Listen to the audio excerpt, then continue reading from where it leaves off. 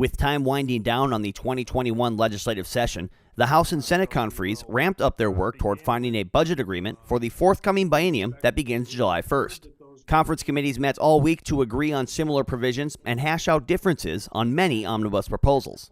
Thursday's hearing on the Omnibus Public Safety and Judiciary Bill featured testimony on police reform and accountability proposals.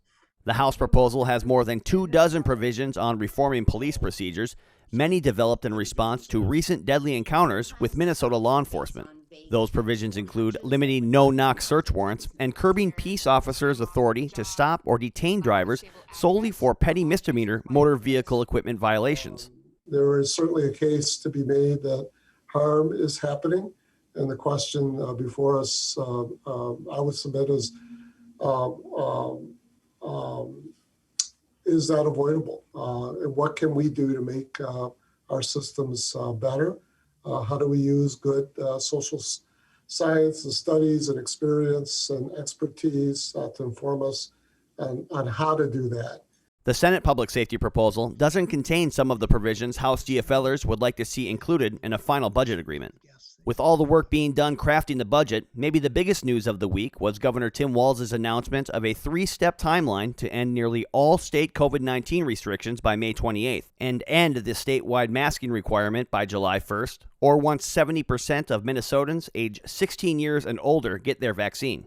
Back in March and April of last year, I used a statement where I said our only vaccine is our ability to social distance and mitigate. That is no longer true. And because of what you've done, you've put us in a better spot than a lot of other folks. We rank near the top as far as testing, as far as cases that we have in the lowest. And the one that matters the most is the fewest deaths amongst all of the states and states of any size. Minnesota does incredibly well on that. That's because of all of that hard work of all of those groups involved. House Speaker Melissa Hortman released a statement following the news.